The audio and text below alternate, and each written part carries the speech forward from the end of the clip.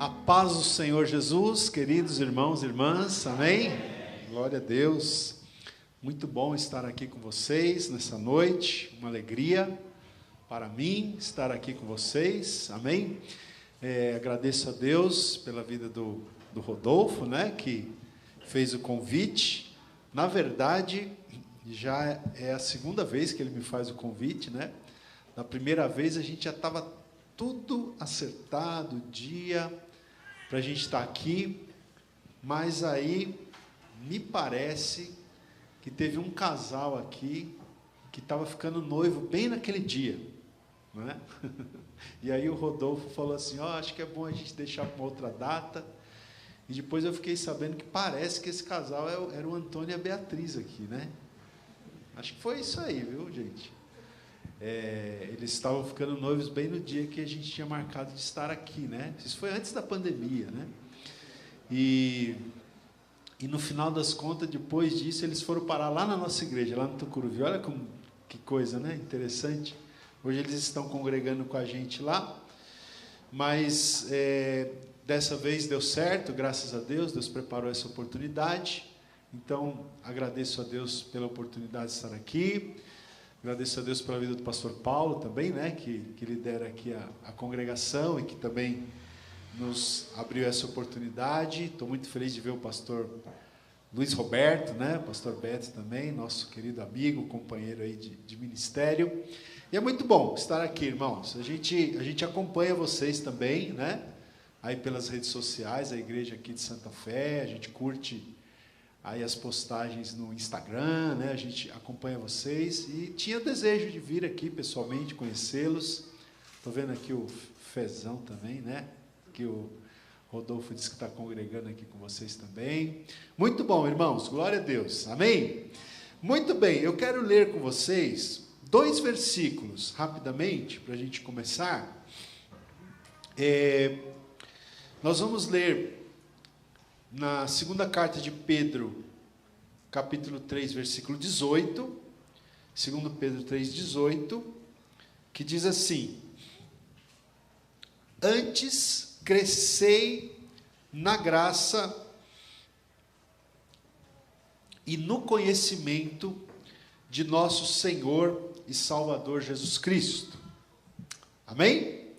E também Efésios, capítulo 4, versículo 15, que diz assim: antes, seguindo a verdade em amor, cresçamos em tudo naquele que é o cabeça, Cristo.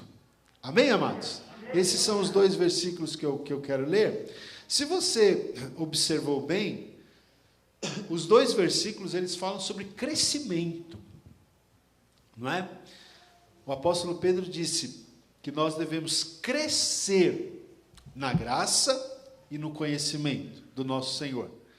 E o apóstolo Paulo, aos Efésios, ele diz que nós, seguindo a verdade em amor, nós devemos crescer. Olha aí, eu quero destacar essa palavra, crescer. Crescei na graça e no conhecimento, diz Pedro. Paulo diz, cresçamos em tudo, naquele que é o cabeça, Cristo. Então, esses 2 versos falam sobre crescimento. E eu gostaria, nessa noite, de compartilhar com vocês, gente, um tema.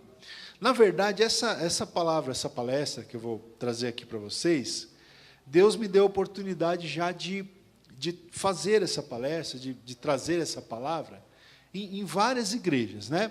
Antes da pandemia, aí, eu estava fazendo várias ministrações para casais, em várias das nossas igrejas, do Avivamento Bíblico, e até em igrejas fora do Avivamento. E essa palestra, ela surgiu de um convite, né? Eu fui convidado certa vez para fazer uma palestra para casais, e o pastor me deu o tema. Ele me deu um tema. E aí, a partir desse tema, eu desenvolvi essa palestra que eu tenho feito, então, em várias igrejas. E o tema que o pastor me deu naquela oportunidade foi o seguinte: ele pediu para eu falar no seguinte tema: casais inteligentes crescem juntos. Casais inteligentes crescem juntos, né? Você talvez já tenha ouvido falar de um livro. Existe um livro que não é evangélico, é um livro secular, que o título do livro é Casais Inteligentes Enriquecem Juntos. Tá? Tem um livro aí, quem quiser enriquecer, leia esse livro aí.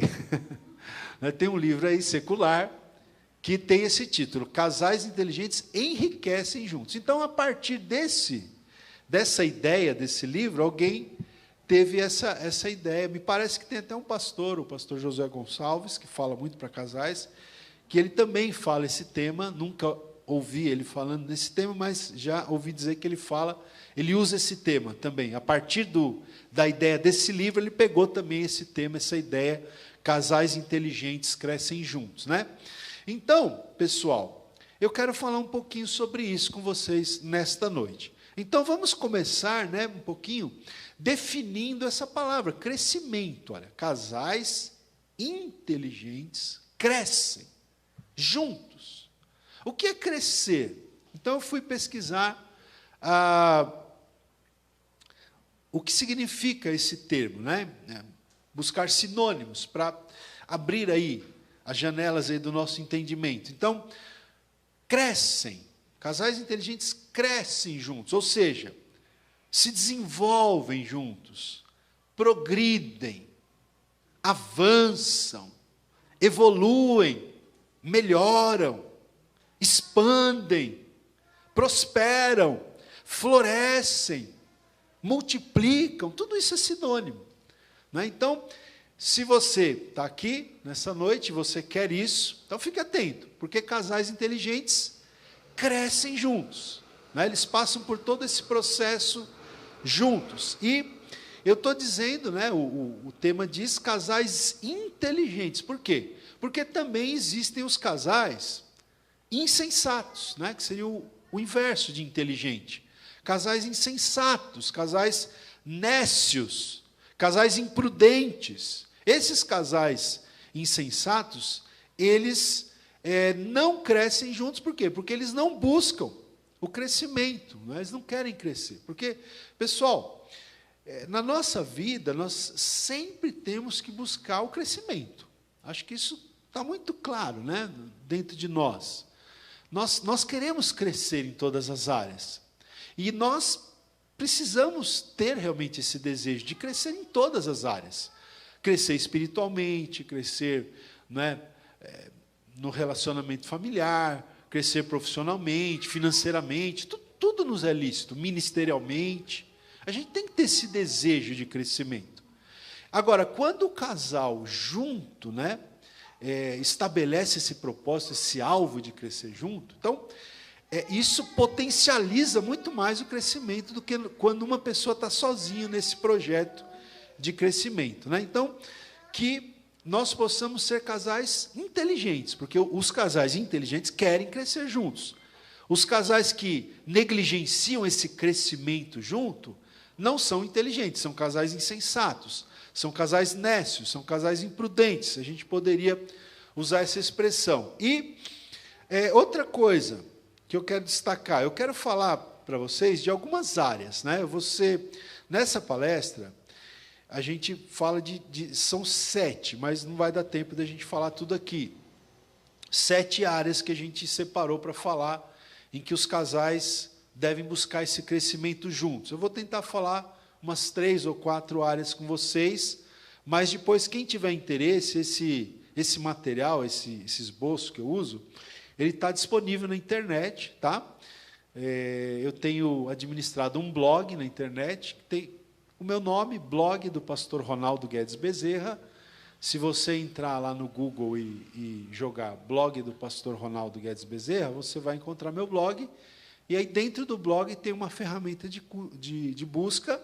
Você pode colocar lá, Casais Inteligentes Crescem Juntos, você vai ter acesso a todo esse material aqui depois, se vocês quiserem, para ler, para reler, né, para ler as partes que a gente não conseguir tratar aqui nessa noite, tá? Mas antes de entrar nessas áreas, nessas 3 ou 4 áreas que eu quero falar com vocês, que eu quero tratar com vocês, eu quero também dizer o seguinte, que o cônjuge, né? O cônjuge, ele deve incentivar o crescimento do seu parceiro. Tá? Veja, eu estou usando a palavra incentivar por quê? Porque o cônjuge, ele deve incentivar e não cobrar. Às vezes nós somos muito bons para cobrar, não é? E aí que começa, às vezes, a ver os problemas dentro do casamento, dentro do relacionamento conjugal, porque o esposo começa a cobrar a esposa em relação a certas coisas. A esposa começa a cobrar o esposo em relação àquelas coisas. E aí vem aquele ambiente de cobrança, e esse ambiente de cobrança dentro do lar, dentro do relacionamento, não é bom, ele não é produtivo, ele não é frutífero. Então, nós temos que ter esse discernimento, né, para os esposos, os maridos, não cobrarem, mas incentivarem as suas esposas a crescerem em todas as áreas, em várias áreas. E a mesma coisa em relação à esposa, né? A esposa não cobrar, mas incentivar o seu marido a crescer em várias áreas. Até eu, nas minhas anotações, eu coloco aqui talvez esteja o segredo de toda essa palestra. O segredo é você incentivar e não cobrar, não é você ser assim um facilitador, um impulsionador para que o seu cônjuge melhore, cresça. Porque se ele crescer, você também cresce, né? Se um incentivar o outro, os dois crescerão e o relacionamento vai crescer, a família vai ser abençoada. Ok, gente? Muito bem, porque cobrança, né, gera peso, gera insatisfação, né? E incentivar, o que significa incentivar? Incentivar significa, olha, trazendo alguns sinônimos também. O que é você incentivar o seu cônjuge? Incentivar, impelir, instigar, né? Entusiasmar o seu cônjuge para ele crescer, encorajar, animar, estimular, fomentar, impulsionar o seu cônjuge para que ele esteja crescendo. Amém, gente? Até aqui tudo bem? Então vamos lá, eu quero falar, então, vou tentar falar aqui 3 ou 4 áreas que eu entendo que o casal deve buscar crescer juntos, tá? A primeira área, eu penso que não poderia ser diferente, não poderia ser outra, é na parte espiritual. Então, casais inteligentes, eles crescem espiritualmente juntos. O casal inteligente, o casal que não é insensato, que não é imprudente, que não é nécio, mas que é inteligente, não é? Eles vão buscar crescer espiritualmente. E eles vão buscar crescer espiritualmente juntos. Até porque também, às vezes, não é? E como eu não conheço a maioria aqui, a gente fica até mais à vontade para falar certas coisas, né? Às vezes acontece, não é? Não sei como que é na vida de vocês, no casamento de vocês, mas às vezes acontece de ter uma disparidade no crescimento espiritual do casal. A gente percebe isso, né? Estou no ministério já, pela bondade de Deus, aí há 26 anos que o Senhor nos tem proporcionado estar no ministério pastoral, né? No mês de março do ano que vem, eu e a Simone vamos completar 30 anos já de casamento, né? Casamos bem jovenzinhos, né? Porque nós somos jovens ainda, né, irmão? Vocês perceberam aqui, né? Nós somos, apesar da barbinha branca aqui, né? Eu estou com 51, ela está com 49, nós casamos, eu tinha 21, ela tinha 19 anos na época, não é? Mas nessa caminhada nossa de ministério pastoral, a gente percebe às vezes, né, que às vezes você tem um dos cônjuges se desenvolvendo muito, crescendo muito espiritualmente, e o outro ficando para trás, né? Às vezes acontece, não é? Do marido até, né? do homem crescer espiritualmente. Obrigado, irmão. Opa. Obrigado. E às vezes a mulher fica para trás nesse crescimento espiritual. E às vezes é o inverso também. Aliás, acho que o inverso até ocorre com mais frequência, né? As mulheres têm assim uma sensibilidade espiritual para buscar o Senhor, e a mulher começa a se dedicar e tal. e às vezes o marido fica para trás. Então é importante que o casal busque esse crescimento espiritual equilibrado, juntos, os dois caminhando juntos, os dois crescendo juntos. E como é que acontece, gente? Como que acontece esse crescimento espiritual? Como que um casal vai crescer espiritualmente junto? Não é? Esse crescimento espiritual, ele se dá através das práticas devocionais. Você não vai crescer espiritualmente se você negligenciar as práticas devocionais. Que práticas devocionais são essas? A oração é uma prática devocional. A leitura bíblica é uma prática devocional, né? A leitura de bons livros, né? A gente tem o privilégio aqui no Brasil de termos tantos livros cristãos bons, né? Claro que tem muita coisa que eu não aconselho também, mas tem muita literatura boa, de qualidade, livros devocionais, livros que vão ajudar você a crescer espiritualmente. Então, tudo isso, gente, mais o envolvimento também numa igreja, né? O envolvimento numa igreja local, você ser membro de uma igreja, você ser um membro comprometido, que participa, que se envolve, que realmente, né, é um membro da igreja. Não é? Então, isso daí são as práticas devocionais, né? A oração, a leitura bíblica, a meditação e a leitura de bons livros, né, cristãos, e o envolvimento numa igreja local. Não é? E eu também vejo que é muito importante, nesse processo de crescimento espiritual, é muito importante que o casal esteja congregando junto também. Às vezes a gente vê também, né? Não sei se é o caso aqui, mas às vezes a gente vê casais que o marido é de uma igreja e a esposa é de outra igreja. Não é verdade? Às vezes acontece. Existem aí muitos motivos para ser assim, mas isso não é o ideal. Porque se o casal quer crescer junto espiritualmente, é importante que eles estejam juntos, né? Inclusive na mesma igreja, juntos, caminhando juntos, lado a lado. Não é? Então, eu quero destacar aqui também, né, que cada cônjuge, tanto o marido como a esposa, deve ter, gente, se você quer crescer espiritualmente, veja só, não é crescer em todas as áreas da vida, né, gente? Tem um preço, tem um custo. Não é? Você não vai crescer profissionalmente, por exemplo, ficando em casa, né, dormindo até 10 horas da manhã, né, não querendo trabalhar, não querendo estudar, não querendo se qualificar. Quando a pessoa quer crescer profissionalmente, o que ela faz? Além da dedicação ali no trabalho, ela vai fazer uma faculdade, ela vai fazer um curso, ela vai fazer uma qualificação, ela vai se especializar. Se quer crescer, tem um preço a ser pago, não é assim? Você não vai crescer, por exemplo, na sua vida profissional, ficando de braços cruzados. Né? Às vezes a pessoa reclama porque o outro lá no trabalho está crescendo mais que ele, mas ele está parado, ele está estagnado. Ele não estuda, ele não faz um curso, ele não tenta se reciclar. Então, em todas as áreas, para você crescer, existe um custo. E espiritualmente falando, também existe, vamos dizer assim, um preço a ser pago para você crescer espiritualmente.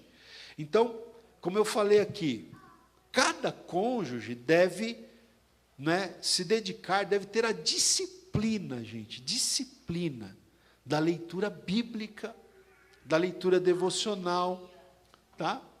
Não precisa necessariamente ser juntos, né? Por exemplo, eu e a Simone, hoje nós não temos feito isso, mas nós tivemos um período que a gente fazia um período devocional juntos, toda manhã, ou quase toda manhã. A gente tinha um período de leitura bíblica e oração, juntos. Hoje a gente não tem feito assim, mas a gente tem procurado ser muito assim, muito disciplinado mesmo, muito determinado nessa questão de nós lermos a Bíblia, de nós lermos bons livros devocionais. E o que a gente faz depois? A gente troca ideias a respeito, a gente conversa muito a respeito, né, do que a gente está lendo na Bíblia, do que a gente está lendo, né, de um determinado livro devocional que a gente está lendo. Então, a gente gosta muito de conversar a respeito, de trocar ideias. Às vezes, o casal pode até ler o mesmo livro, não precisa ler ao mesmo tempo, junto, mas você pode, vamos ler esse livro aqui? Vamos ler esse livro da Bíblia juntos? Né? Você lê no seu período devocional, eu leio no meu, mas vamos ler esse livro aqui? E aí depois vocês vão conversando a respeito. Isso vai fazendo com, às vezes, uma dúvida que você tem, você conversando com o seu cônjuge, vocês esclarecem, ou então vocês vão pesquisar juntos, entender aquilo melhor. E isso vai produzindo o quê, pessoal? Vai produzindo o crescimento espiritual do casal, né? E então é isso. Uma coisa assim, nessa parte espiritual, gente, não é? Eu sei que às vezes tem muita gente que fala isso. Eu não gosto de ler. Eu não gosto de ler, não é? Não tenho hábito. Então, uma dica: trate de gostar de ler. Trate de criar esse hábito, gente, porque não tem crescimento espiritual sem a gente, sabe, ouvir é muito bom. É muito bom. Você aprende muito ouvindo. É muito importante. Mas nada substitui aquele momento de você estar, você e Deus, com a sua Bíblia aberta, lendo, meditando, né? O Rodolfo leu aqui agora há pouco, Josué capítulo 1. Não é o texto que diz? Que o Senhor falou para Josué: medita nesse livro da lei, medita. Então farás prosperar o seu caminho e serás bem-sucedido. Então, gente, não tem como você crescer espiritualmente sem você ler. Você pode crescer espiritualmente ouvindo, você vai crescer espiritualmente orando, mas o seu crescimento não vai ser tão completo quanto como se você dedicar tempo de qualidade no seu dia a dia para você ler a palavra de Deus, para você ler bons livros devocionais. Isso vai trazer um crescimento para você, vai trazer um crescimento, não é, para o seu casamento. Isso, vocês estão entendendo aqui, né, o que eu estou falando. É o casal junto, né, os dois no mesmo propósito, no mesmo objetivo, de crescer, um incentivando o outro, não cobrando, né, não cobrando. Até a questão dos filhos mesmo, né, gente? Por exemplo, nós queremos que os nossos filhos conheçam a Deus, amém? Vocês querem que seus filhos conheçam a Deus, né? Que os nossos filhos conheçam a Deus, que os nossos filhos conheçam a palavra de Deus, mas às vezes a gente não tem muita sabedoria quando a gente vai falar para o filho ler a Bíblia. Às vezes a gente fala para o filho ler a Bíblia num tom de cobrança: você já leu sua Bíblia hoje? Você já leu? Você tem que ler sua Bíblia. Aí fica uma coisa assim, um tom de cobrança, parece que é uma obrigação, sabe? A criança pode crescer de, nossa, mas parece que é uma obrigação, uma cobrança. Então, por isso que eu falo, é um incentivo, entende, irmão? O incentivo é você incentivar o seu filho, mostrar, né, quanto vai ser importante para ele ler a palavra de Deus, né? Mostrar as maravilhas da Bíblia ali. Mas para isso você também precisa conhecer. Tá certo? Agora, isso também se aplica para o casal, né? Quando o casal, então, um incentiva o outro, não cobra, incentiva ao crescimento espiritual. Olha, eu estou lendo esse livro aqui, comecei a ler esse livro aqui, é interessante, fala sobre isso, fala sobre aquilo, tentar despertar no seu cônjuge, né, o desejo de também ler, de conhecer aquele assunto, né, de pegar ali, de ler 1, 2 páginas, né, pelo menos para começar. Tá bom, pessoal? Então, essa é a primeira área que eu queria trazer para vocês aqui, né? Casais inteligentes crescem juntos ou crescem espiritualmente juntos.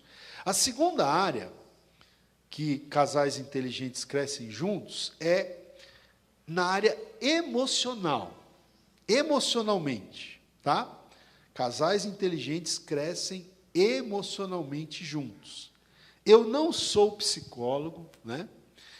Mas eu gosto muito de ler sobre esse assunto, de saúde emocional, né? Eu tenho, aí nos últimos 10, 12 anos, eu comecei a pesquisar sobre esse assunto, a ler sobre esse assunto, e a gente chega, então, a esse entendimento também, né, que o casal ele precisa buscar aprender juntos princípios de boa saúde emocional. Porque às vezes a gente se preocupa muito com a nossa saúde física, mas a saúde emocional é uma coisa importantíssima, gente. Às vezes a gente não tem noção do quanto é importante a pessoa ter uma boa saúde emocional. É muito importante ter uma boa saúde emocional. E a Bíblia, ela tem muito a nos ensinar sobre a saúde emocional. Gente, a Bíblia tem muito a nos ensinar.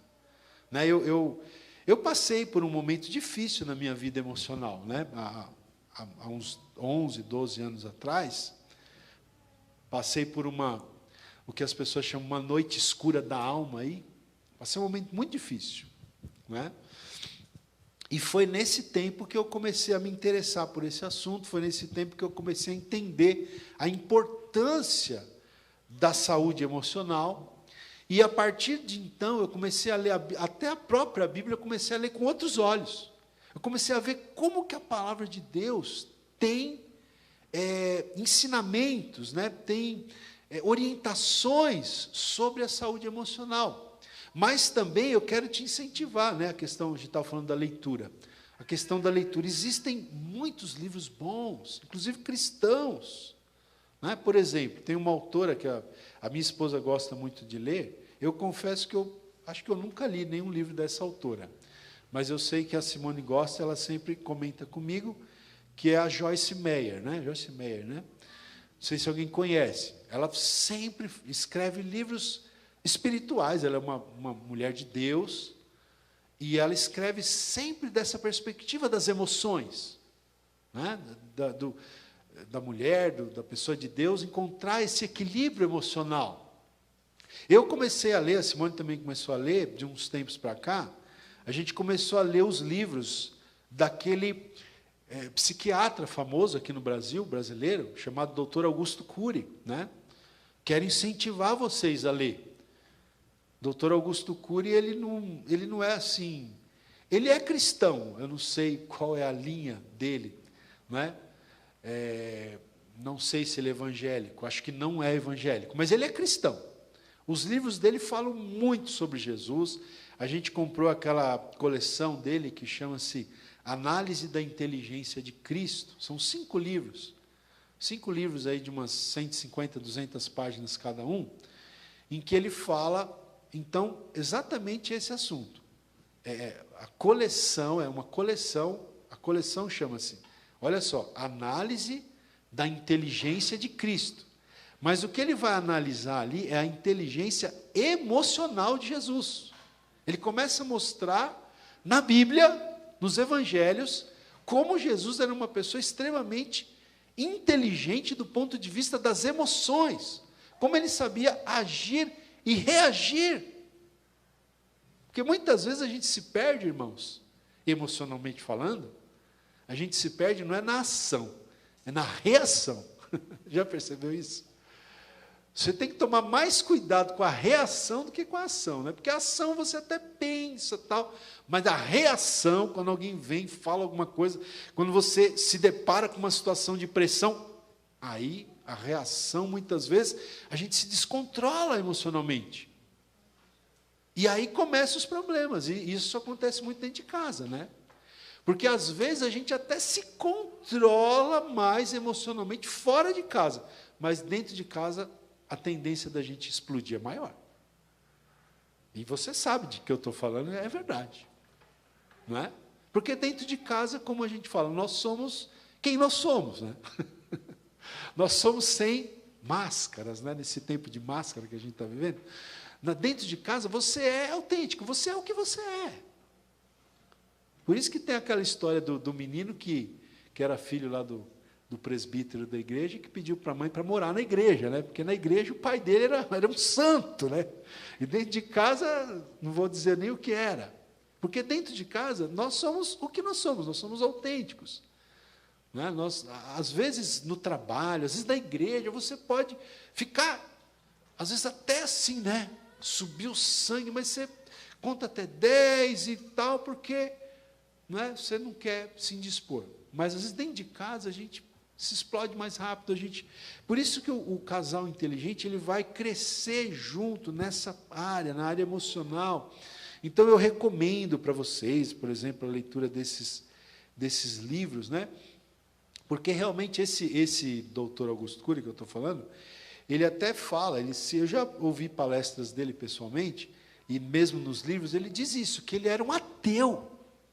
Ele fala, eu era um ateu pior do que os piores ateus da história. Eu era mais cético, mais incrédulo do que os ateus mais famosos que você já ouviu falar na história. Só que ele tinha esse hábito de estudar os personagens históricos a partir desse prisma das emoções, da questão psicológica, psiquiátrica desses personagens. E um belo dia ele resolveu estudar a respeito de Jesus. Ele resolveu pegar os evangelhos, mesmo ateu, mesmo incrédulo, mesmo cético, ele resolveu pegar os evangelhos e estudar as reações de Jesus, para estudar a questão da inteligência emocional de Jesus.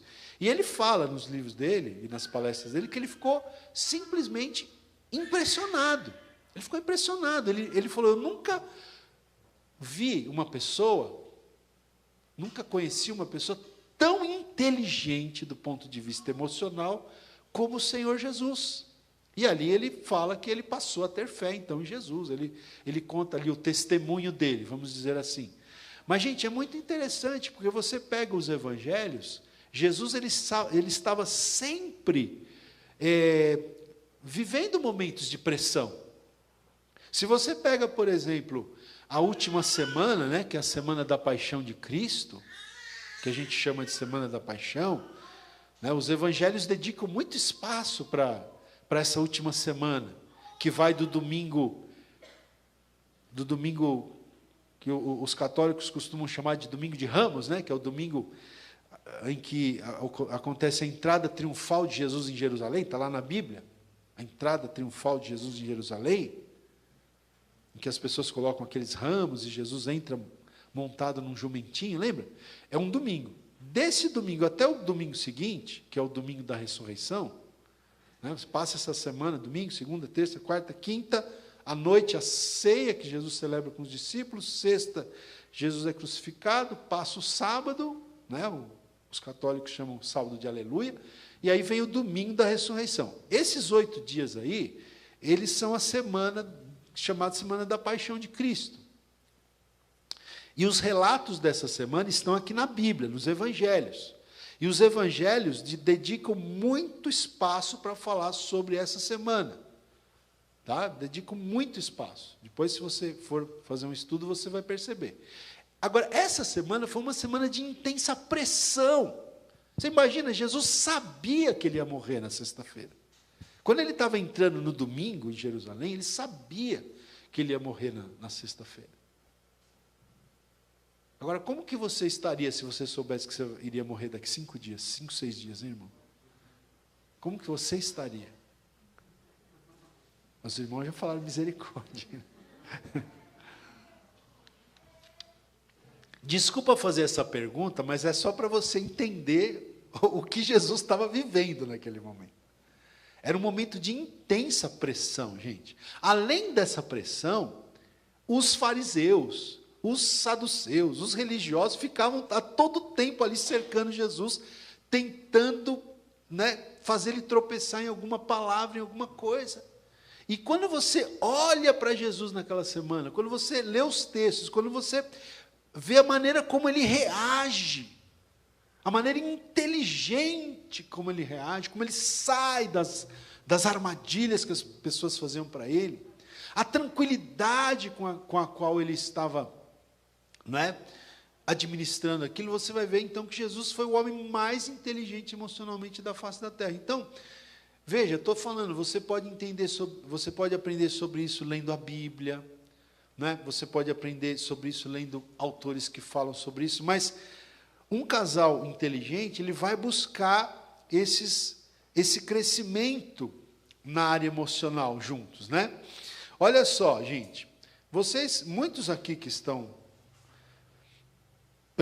presentes, muitos que estão presentes aqui, trabalham em empresas onde você já ouviu falar sobre isso, sobre essa questão da inteligência emocional, né? Então, o que é a inteligência emocional? Olha só, irmãos. A inteligência emocional, estou com uma definição aqui que eu queria ler para vocês, só para explicar, né, para que você possa, então, sair daqui encorajado, incentivado a melhorar nessa área, como marido, a melhorar nessa área como esposa, ser uma pessoa mais inteligente nessa área emocional. Né? O que é inteligência emocional? Uma definição. É a capacidade de compreender e gerenciar os próprios sentimentos. Então, vamos lá. O que é inteligência emocional? É a capacidade de você compreender os seus próprios sentimentos, para começar. Porque muita gente passa por muito estresse, muito nervoso, muito desequilíbrio emocional, e esse estresse, esse nervoso, esse desequilíbrio emocional afeta o relacionamento conjugal, afeta o relacionamento dentro do lar. E muita gente passa por esse estresse, por esse nervosismo. Por quê? Porque não conhece nem a si mesmo. Então, veja, inteligência emocional é, antes de tudo, a pessoa compreender os próprios sentimentos. A pessoa precisa compreender a si mesmo, conhecer a si mesmo. Tem pessoas que não conhecem a si mesmo, gente. Não é? Tem até uma frase aí de um filósofo famoso, eu não sei qual deles agora, se foi o Sócrates, o Aristóteles, sei lá, um desses aí, né? que a frase famosa desse filósofo era: conhece-te a ti mesmo. Você tem que conhecer a você mesmo. Você conhece a você mesmo? Você se conhece? Por exemplo, você sabe qual é o seu temperamento? Não é? Não sei se os irmãos já fizeram aqui na igreja, mas existe um material muito bom, né? Cristão também, escrito pelo Dr. Tim LaHaye. Tim LaHaye, que ele fala sobre os temperamentos transformados pelo Espírito Santo. Não sei se alguém conhece esse material. Os temperamentos transformados pelo Espírito Santo. Então, ele une valores cristãos, né, com o estudo da psicologia. Tá?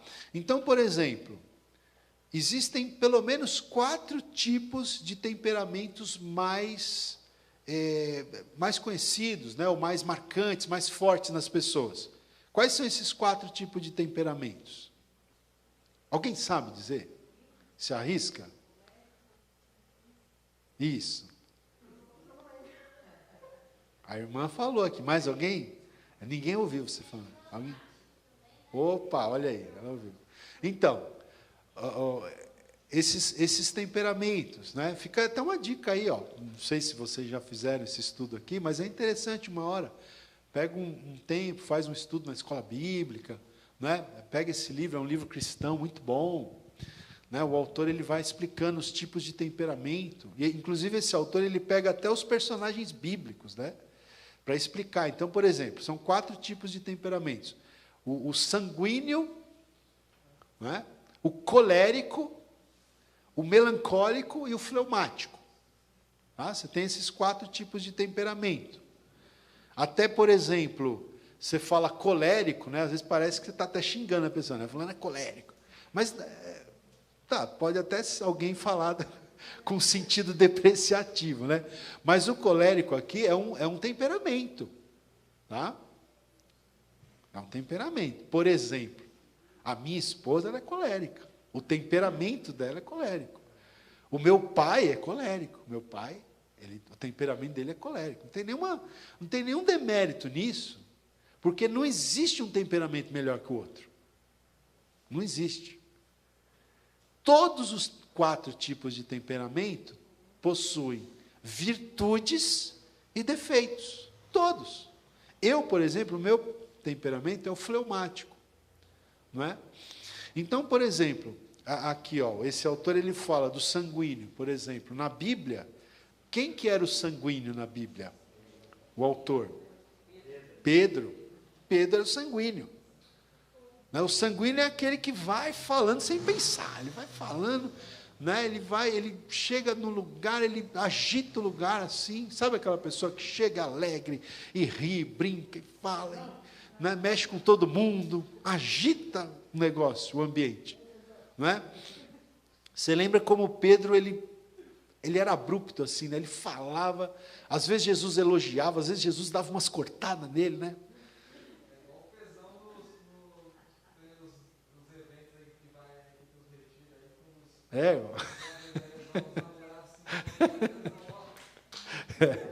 Pois é, então. Não é? Você tem o sanguíneo, então, o colérico. O colérico na Bíblia já era o apóstolo Paulo. O apóstolo Paulo era colérico, segundo o estudo desse autor, né? O apóstolo Paulo era colérico. Então, olha só o colérico, por exemplo. Não é? Olha só os defeitos do colérico, só para vocês terem uma ideia. O colérico, ele é iracundo, sarcástico, impaciente, prepotente, intolerante, vaidoso, autossuficiente, insensível, astucioso. São os defeitos. Mas tem as qualidades também. O colérico ele é enérgico, ele é resoluto, é independente, é otimista, é prático, uma pessoa prática, eficiente, decidido, líder, audacioso. Esse é o colérico, né? Já que eu tinha falado do sanguíneo, olha o sanguíneo, os defeitos do sanguíneo, gente. O sanguíneo é pusilânime. O que significa essa palavra? É covarde, é fraco. Lembra que Pedro negou Jesus, né? O sanguíneo, ele é volúvel, é indisciplinado. O sanguíneo é aquela pessoa que você entra no quarto dele, está tudo fora do lugar, né? A meia em cima da estante, né? Aí por aí vai, né? É indisciplinado, é impulsivo, é inseguro, é egocêntrico, é barulhento, né? Que eu falei, o sanguíneo ele é barulhento, exagerado e medroso. Seriam os defeitos. Quais são as qualidades do sanguíneo? O sanguíneo ele é comunicativo, né? É destacado, se destaca, é entusiasta, é afável, é simpático, é um bom companheiro, é compreensível, é crédulo, ele tem mais fé, assim, ele tem mais facilidade para crer, para aceitar as coisas. Então, veja, gente, o que eu estou tentando mostrar para vocês aqui? Por que eu estou falando dos temperamentos? A pergunta que eu fiz é, você conhece a você mesmo? Porque inteligência emocional é a capacidade, primeiro, de você compreender os seus próprios sentimentos, a você mesmo. Tem pessoas que, por exemplo, talvez, eu vou falar aqui rapidamente, talvez você vai se identificar com um dos 4 aqui. Eu vou falar os outros 2 rapidamente aqui. Mas aqui eu estou fazendo uma coisa super, hiper, mega panorâmica, né? O ideal seria o quê? Você pega um material, existem outros livros também, leia, estude, né? Se vocês puderem aqui na igreja, façam um curso. Por quê? Você precisa conhecer você mesmo. Quando você entender qual é o seu temperamento, você vai entender por que você tem certos tipos de reações. Porque às vezes a gente se surpreende com as nossas reações. Fala, meu Deus, por que eu estou reagindo desse jeito? Aí você vai entender que isso tem muito a ver com o seu temperamento. E se você conhece, né, essa questão dos temperamentos, você também vai começar a entender qual é o temperamento do outro. Porque você precisa conhecer a você, e principalmente do ponto de vista do casamento, você precisa conhecer o seu cônjuge. Qual que é o temperamento dele? Né? Qual que é o temperamento dela? Porque se você conhecer o temperamento do seu cônjuge, você vai saber por que ele reage de certas maneiras que ele reage. Então você poderá ser até mais compreensivo, você poderá ser mais tolerante, porque você vai entender por que ele é assim, não é? E como eu falei, gente, não tem temperamento perfeito, tá? Porque eu falo para vocês, fleumático, não é? Tem horas que é muito bom ser fleumático, mas tem horas que é horrível ser fleumático. Estou falando de mim. Tem horas que é, né, por exemplo, o fleumático, para vocês terem uma noção, que é o personagem da Bíblia que é exemplificado por esse autor, é o Abraão. Então, quais são os defeitos do fleumático, né? O fleumático, ele é calculista, temeroso, indeciso, contemplativo. Esse aqui sou eu, viu? Pergunto para minha esposa depois. Contemplativo, vivo no mundo da lua, assim, pessoal. Né? Desconfiado, pretensioso, introvertido e desmotivado. É o meu retrato esse aqui, né? Quando eu peguei o livro pela primeira vez, porque esse livro, ele é assim, na capa do livro já tem um gráfico assim, né? Imagina uma bola repartida em 4, né? Como se fosse uma pizza em 4 pedaços assim. Então ele coloca já na capa do livro você já tem esses 4 temperamentos e ali já está os defeitos e as qualidades. Quando eu bati o olho, que eu li aquilo, eu falei, eu sou esse aqui. O fleumático, eu já me identifiquei na hora. Mas o fleumático também, as qualidades, calmo, tranquilo, cumpridor, eficiente, conservador, prático, líder, diplomata, bem-humorado. Né? Então, por exemplo, como eu disse, tem horas que essa qualidade aqui de ser diplomata, realmente eu sou uma pessoa muito diplomático. Graças a Deus, convivo bem com as pessoas, me dou bem com as pessoas, tenho essa habilidade assim de diplomacia. Isso me ajuda muito, já me ajudou muito, e me ajuda muito. Mas tem horas que eu preciso ser mais decisivo, até mais enérgico, como líder. E aí eu, muitas vezes, fico patinando, porque o fleumático também tem esse problema da indecisão. Então, não existe, gente, o temperamento perfeito, ou melhor que o outro. Todos têm virtudes e defeitos, tá? O melancólico, o próprio nome já diz, né? Melancólico. O melancólico da Bíblia era Moisés, né?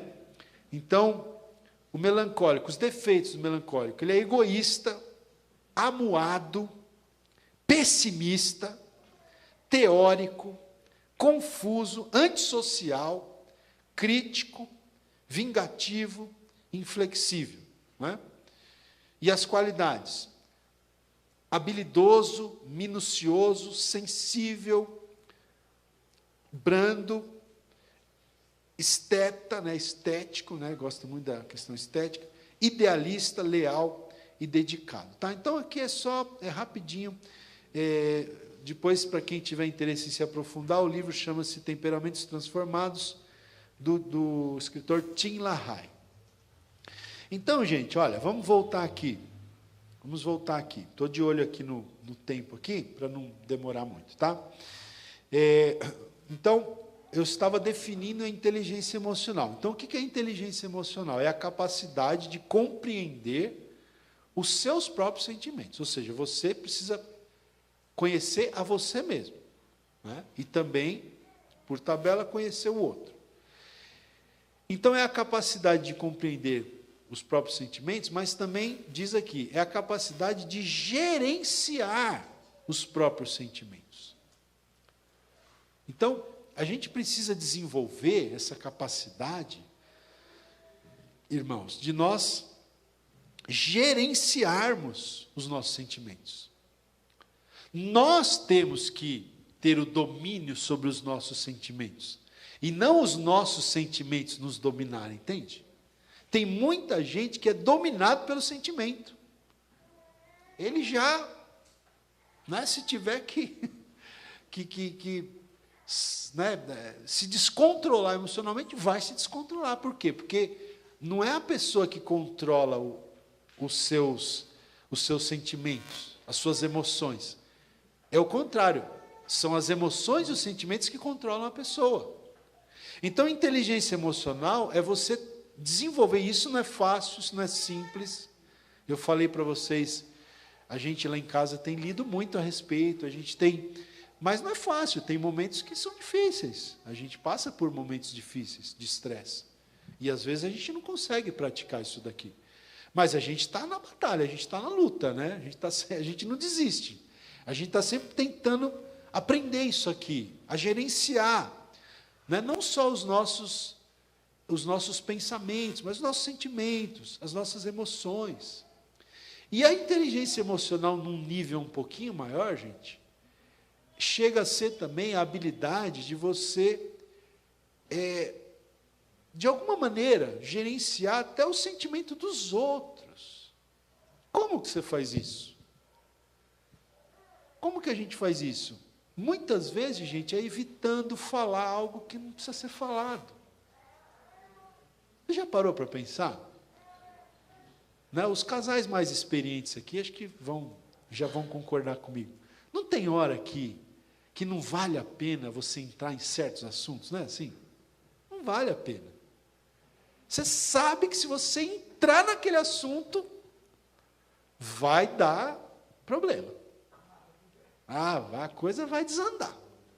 Se você começar a falar né, de uma certa pessoa, de repente, às vezes até da família mesmo, você já teve um estresse, um problema, você começou a falar, vai. Né? Enfim, tem assuntos, cada casal sabe qual é. No seu relacionamento, cada um sabe qual é.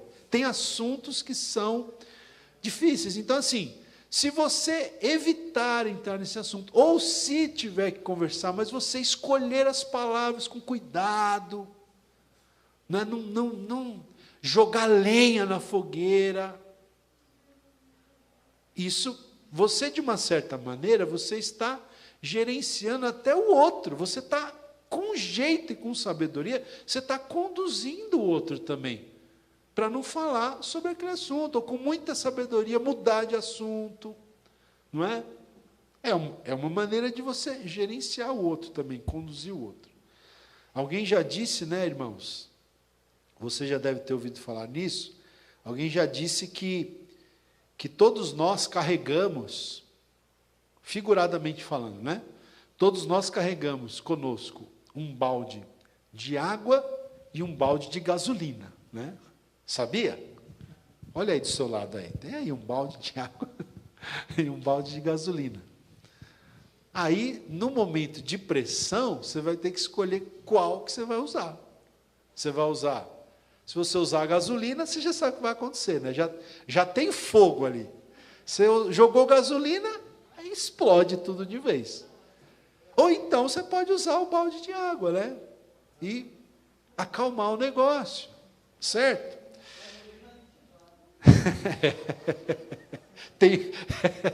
Tem uns que não anda só com gasolina, né, pastor? Anda com gasolina aditivada ainda, né? Tá certo. Olha, gente, vamos lá. Irmãos, eu vou falar uma coisa para vocês. Não fiquem escandalizados com o que eu vou dizer aqui, mas, olha, eu acho que não existe uma pessoa 100% saudável emocionalmente falando. Acho que não existe. Não existe uma pessoa 100% saudável emocionalmente. Todos nós temos as nossas neuroses. Todos nós temos. Todos nós temos as nossas excentricidades, né? Como diz alguém. Todos nós, gente. Não é?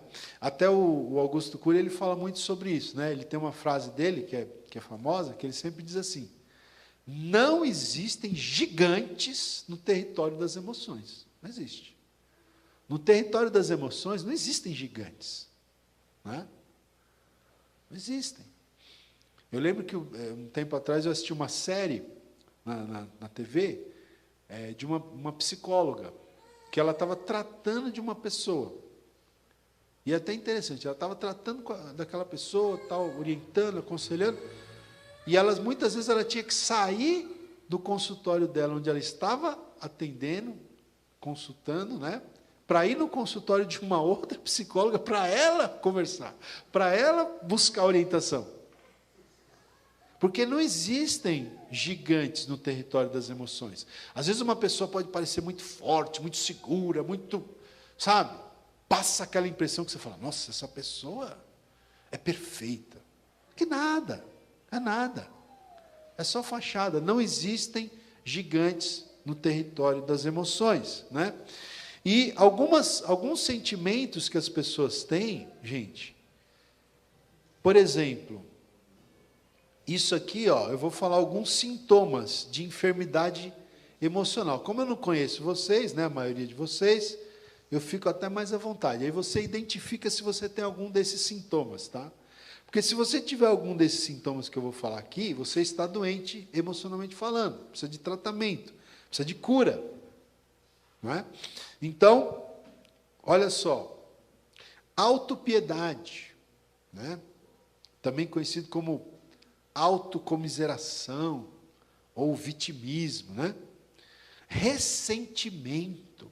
Você sabia que ressentimento, que as pessoas guardam, mágoa, raiz de amargura, ressentimento não é nada mais, nada menos do que um problema de enfermidade emocional.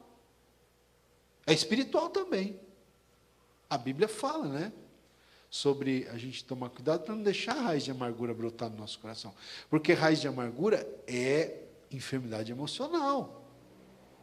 Ressentimento é enfermidade emocional. Raiva. Soberba. Há pessoas que são soberbas, são arrogantes, são prepotentes. Isso é enfermidade emocional. A pessoa tem problema emocional a ser tratado e resolvido. Não é? É atribuir a culpa aos outros, né? Tipo assim, nunca assumir a sua parte. Você conhece alguém assim? Não vai beliscar seu cônjuge aí agora, hein? Tá? Não vai beliscar ele aí. Não é? Mas pessoas que é sempre o outro que está errado. Ele nunca está errado, nunca. Gente, em todos os problemas de relacionamento, em todos, não existe um sequer que uma parte esteja 100% certa e a outra 100% errada. Sempre tem alguma parcela dos dois lados. Pode até não ser meio a meio, vai. Pode até não ser 50-50. Pode até ser 60-40. Pode até ser 70-30, né? Tipo, eu estou 70% certo e 30% errado, mas 100% certo, você nunca vai estar. Se tem um problema, você tem a sua parcela. E ainda que a sua parcela seja mínima, você tem que aprender a reconhecer. O Augusto Cury, ele usa a expressão se interiorizar. A gente tem que aprender a se interiorizar. Tem gente que não sabe se interiorizar. Ele só sabe apontar o dedo para os outros. A pessoa que vive atribuindo culpa aos outros é uma pessoa que está enferma emocionalmente. Insatisfação, gente, excesso de insatisfação, impaciência, medo, ódio, inveja, tudo isso não passa do quê? De enfermidade emocional. E se você identificou alguma coisa dessas aí em você ou no seu cônjuge, né? Não, olha, gente, não tenha medo, né, de admitir que você precisa de ajuda, todos nós precisamos, gente, todos nós precisamos, né, de ajuda. Aí é muito bom você ter um conselheiro, você ter uma pessoa. Por isso que o casamento é algo que Deus idealizou, né? Porque o seu cônjuge é o seu melhor amigo, deve ser o seu melhor amigo, para você conversar, para você falar, para você se abrir. Não é? Porque falar cura, gente. Falar cura. Aliás, a própria Bíblia diz, né? Acho que foi o apóstolo Tiago que escreveu, né? Confessai as vossas culpas uns aos outros. Para quê, irmãos? Lembra do texto? Para que sareis. para que vocês fiquem sarados, curados, porque falar é cura, falar é terapia, é terapêutico. Por isso que eu preciso sempre louvar muito a Deus pela esposa que Deus me deu, né? Porque o que ela me escuta, irmão, vocês não têm noção. Eu falo demais com ela, né? Falo muito. E o nome dela significa justamente o nome Simone. Tem alguma Simone aqui? Fora ela? Nenhuma? Sabe o que significa o nome Simone? Ouvinte. Nossa, Simone significa ouvinte, né? Então foi de Deus, né, irmãos? Como leu o pastor aqui, né, pastor? Aí quem acha a esposa, né? Recebeu uma bênção do Senhor, né? E a Simone me ouve muito. E quando eu estou falando, eu falo mesmo, irmãos. Olha, ela sabe. Não tem segredo entre nós. Ela conhece tudo que está no meu coração. Até as tentações que eu tenho, eu falo, tudo. A gente conversa, a gente se abre, a gente tem essa liberdade, essa cumplicidade. Por quê? Porque isso é cura. Me ajuda como é que fala? A organizar minhas ideias. E ela também, obviamente, conversa comigo. A gente conversa, né? Então, você precisa ter no seu cônjuge um amigo, uma amiga, né? Com quem você possa falar, com quem você possa conversar, né? Com quem você possa ajudá-lo ou ajudá-la a vencer essas enfermidades na área emocional, tá bom? E para finalizar, pessoal,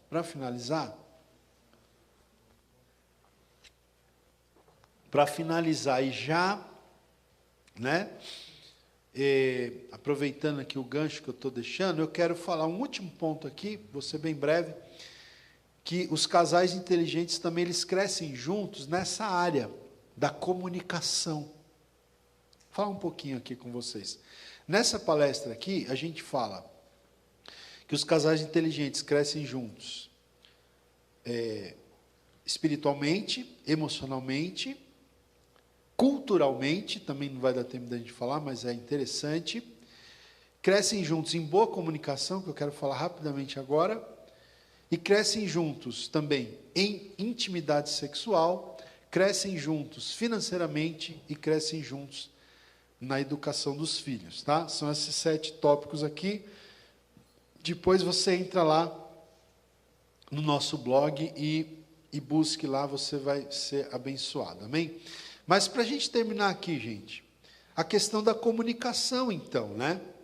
Porque, veja, eu vou ler uma definição aqui do Jaime Kemp, que é uma pessoa que trabalha com família, com casais, e ele escreveu o seguinte, olha, no casamento, né? Nós devemos crescer de uma conversa superficial para uma comunicação verdadeira, pessoal e emocional.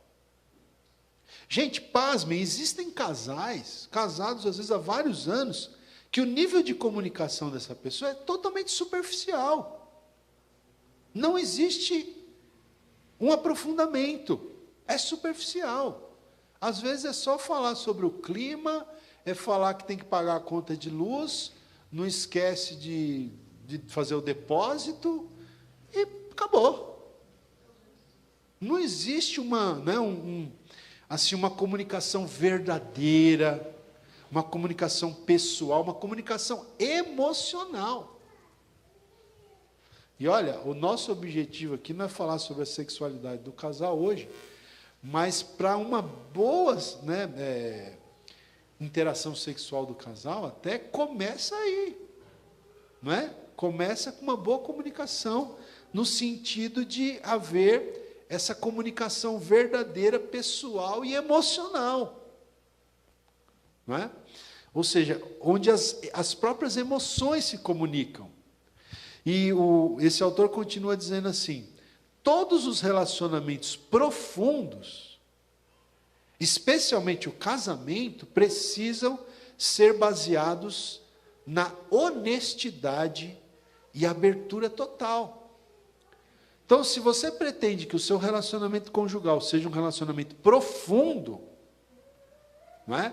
Você precisa basear esse relacionamento na honestidade e na abertura total. Honestidade é abrir o jogo, é falar honestamente um com o outro, né, sobre tudo, né, sobre o sucesso, sobre os êxitos, sobre as frustrações, sobre as decepções, né, o que precisar ser conversado com sabedoria, com discernimento, mas é isso ser conversado. É difícil conseguir tal comunicação, por quê?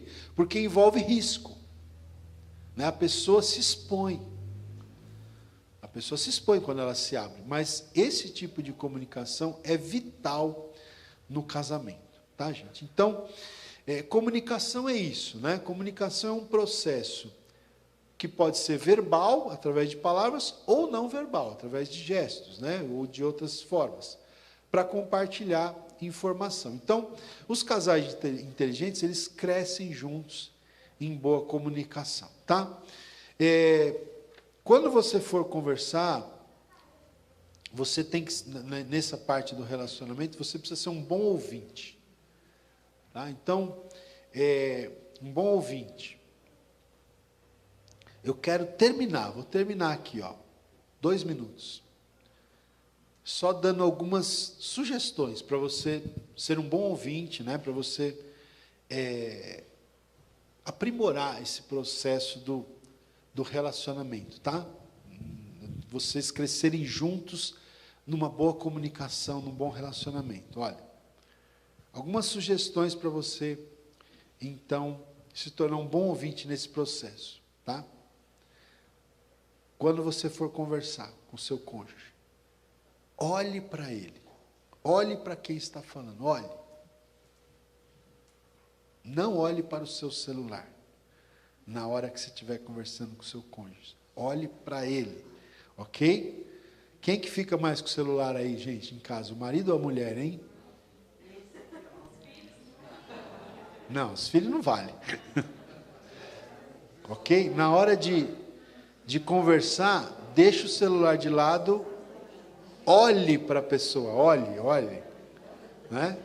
Outra coisa, isso aqui, eu e a Simone ainda estamos também desenvolvendo, a gente ainda está mais ou menos na nossa nota aqui, acho que é 5 mais ou menos ainda aqui, né? Mas esse aqui é o ideal que a gente busca. Então, olhe para quem está falando. Outra coisa, não interrompa. A gente já quer interromper, já quer falar por cima, atropelar. Não interrompa. Concentre-se em compreender o que a pessoa está falando. Concentre-se em compreender. Não é?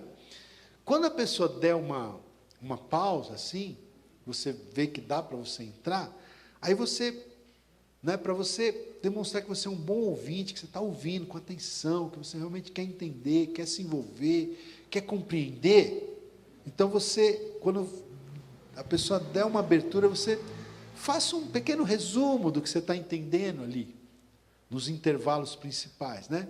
Faça algumas perguntas, para que a pessoa realmente perceba que você está interessado, e que você esteja mesmo, e para que ela possa ir esclarecendo aquilo que ela está falando, né? Enfim, né? Seja um bom ouvinte, né? Faça sempre do ouvir a sua prioridade, tá? Mas fica aqui, então, essa palavra para vocês, espero que tenha sido bênção. Casais inteligentes crescem espiritualmente juntos, crescem emocionalmente juntos e crescem juntos em boa comunicação, né, num bom relacionamento. Amém, irmãos? Amém, irmãs? Glória a Deus. Uma alegria estar aqui. É o Rodolfo que vai... é Carol, né? Carol vai pegar a palavra, então. Então, quero passar a palavra.